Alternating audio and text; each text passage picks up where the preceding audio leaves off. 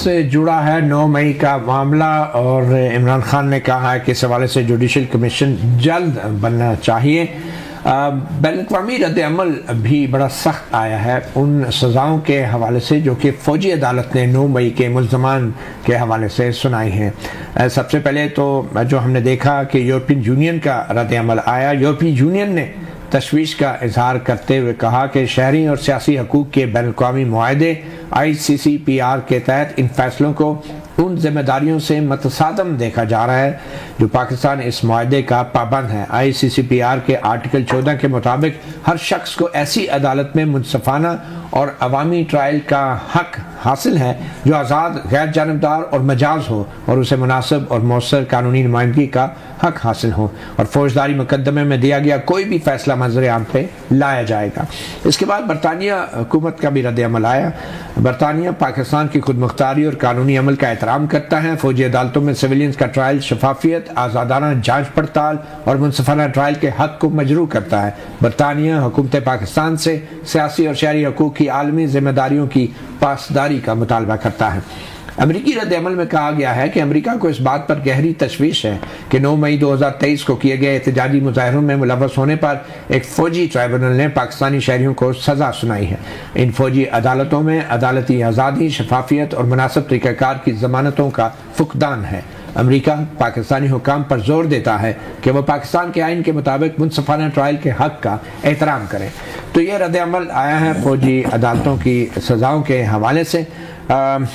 علی بخاری صاحب، یہ کیا لگ رہا ہے آج جو GHQ حملہ کیس 9 مئی کے حوالے سے تقریباً 150 کے قریب جو ملزمان تھے ان کے اوپر بھی فرد جرم عائد کی گئی ہیں، تو اس حوالے سے آپ کچھ بتانا چاہیں گے کہ اگر فوجی عدالتوں کی طرف سے سزاؤں کے اوپر یہ رد عمل آ رہا ہے تو پھر سویلین عدالتوں کے اوپر سزاؤں کے اوپر تو کسی کو اعتراض نہیں ہونا چاہیے اگر کوئی ملتی ہے تو؟ دیکھیں متی اللہ جان صاحب، 2-3 چیزیں میں پہلی بات تو یہ ہے کہ آپ نے جوڈیشل کمیشن، میرے بڑے پیارے بھائی ہیں اختیار ولی صاحب، وہ بڑے سیزنڈ پولیٹیشین ہیں، میں ایکسپیکٹ نہیں کر رہا تھا کہ یہ پیسفل پروٹیسٹ کو اس طرح کے جو انہوں نے الفاظ یوز کیے وہ کریں گے۔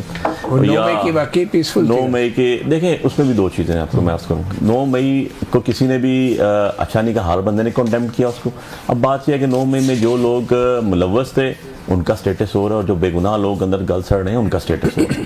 آپ ایک کرائم کے اوپر اگر ہوا ہے تو اس کے اوپر سارے جہان کو پھانسی نہیں لگا سکتے۔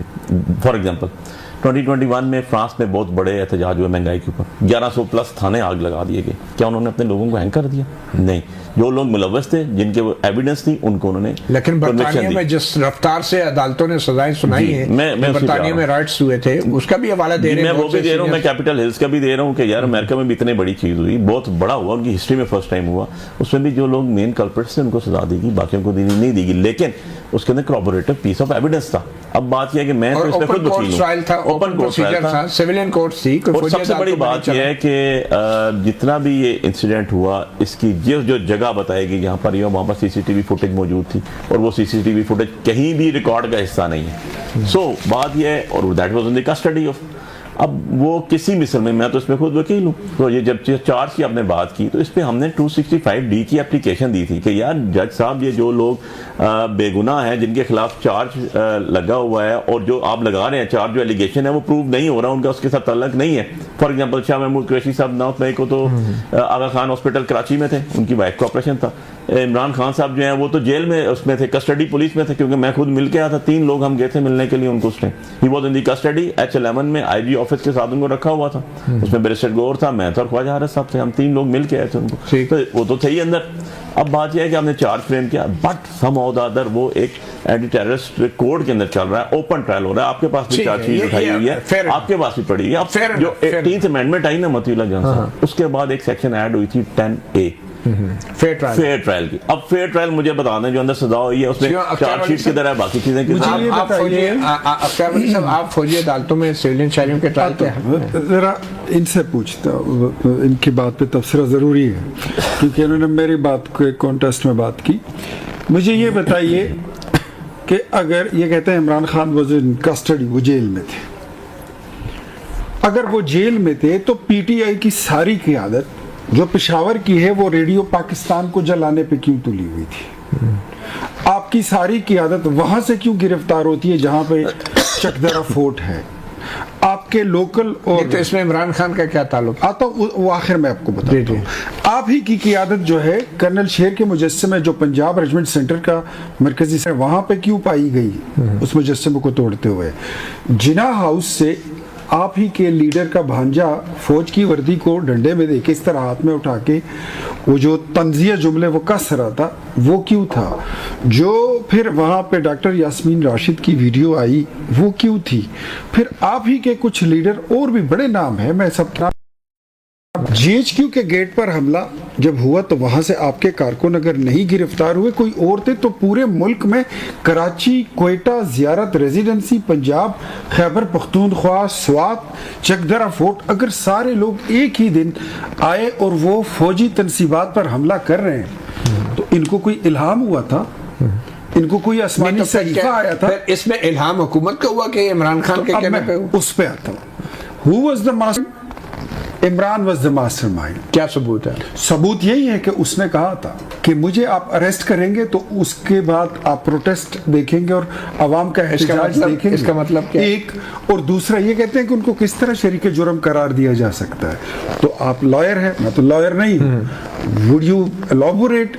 आप बताएंगे, हमें समझाएंगे कि what is the section of law चले ठीक। नंबर 109, जो 109 है वो क्या है? फिर यही होता है ना। चले उस मामले में सुप्रीम कोर्ट का भी फैसला आना है, एक फौजी अदालतों में सिविल शहरियों का ट्रायल हो सकता है। लेकिन हम तो अपैरेंटली जो सामने हमें नजर आ रहा है, जो हमने देखा और जो हम चीजों को देख रहे हैं, तो अच्छा आपने पूछा फौजी अदालतों का, तो ये मेरे ख्याल में ज्यादा बेहतर जवाब यही दे सकते हैं इनकी हुकूमत में इन्होंने क्या किया था फौजी अदालतों के बारे में।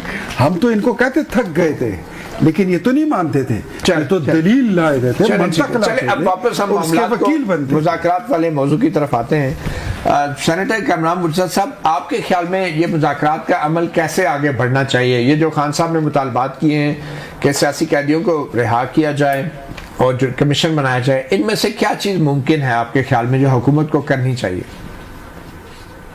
जुडिशल कमीशन के बारे में तो मैंने अपनी राय दे दी कि इस वक्त जो है ना उसका वो फ्यूटाइल एक्सरसाइज होगी। उससे बेहतर ये कि कोई पार्लिमानी कमीशन बना लें अगर कोई पॉलिटिकल एक्ट लेना भी है। अगर जुडिशल कमीशन की रिपोर्ट आएगी भी तो क्या कर लेगी इन दोनों जगह पे? जब तक पहली बात तो ये है कि वो जुरिसडिक्शन का जो ना मामला डिटरमिन ना हो, और दूसरी बात जब कोई क्रिमिनल साइड पे केस जो अगर किसी अदालत ने कागनिजेंस लिया हुआ है, कागनिजेंट है जो ना वो कुछ भी वो बात आपने कर दी। अब ये जो दूसरा मामला है जी, हाँ, दूसरे मामले में जो है वो अब सियासी कैदी जो है ना वो क्या गवर्नमेंट ये कंसीड करेगी कि इनमें से कोई सियासी कैदी है? वो मुमकिन नहीं है।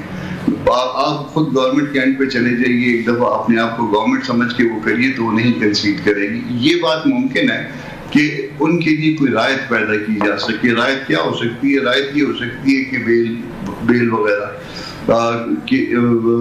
बेल एप्लीकेशंस आए, इमरान खान साहब की आए या उनके बाकी जो जितने भी दोस्त जो साथी जो पार्टी के वो जो कस्टडी में उनकी बेल एप्लीकेशंस मूव हो, और दूसरी तरफ से प्रोसिक्यूशन उसको कंटेस्ट ना करे, जैसे मियां साहब के मामले में होता रहा कि इधर से पिटीशन आती थी उधर से।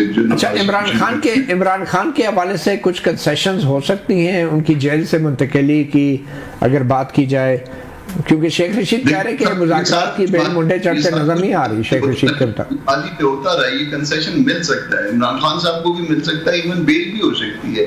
बेल अगर फर्ज करिए कि बेल मूव होती है और दूसरी तरफ से कंसीड कर लिया जाता है कि जी ठीक है हमें कोई एतराज नहीं है, या बाज़-औक़ात मेडिकल ग्राउंड होता है, बाज़-औक़ात अदरवाइज स्टैट्यूटरी ग्राउंड भी अवेलेबल हो गया होगा शायद अब तो वो कहीं पे जो है ना अगर कोई एप्लीकेशन आती है तो ये फिल वक्त मुमकिन है कि बेल ग्रांट हो जाए, और देन जो है उसके बाद जो ट्रायल है वो अपनी राह ले, उसमें वहाँ भी कोई कंसेशन देना हो तो दिया जा सकता है। 265 और इक्विटल में कन्वर्ट हो जाए, दूसरी तरफ से कंसीड किया जाए, मगर उसके लिए जो है ना वो जो अल्टीमेट वो डिसीजन है वो दोनों पार्टियों को वो करना होगा। ठीक है, और ये बेल का या 265 इक्विटल का जो डिसीजन है ये दोनों पार्टियों को करना है। बज़ाहिर तो लग रहा है कि अदालतों ने ये फैसले करने हैं, वो अल्टीमेटली प्रोसिक्यूशन कंसीड तो कर सकती है।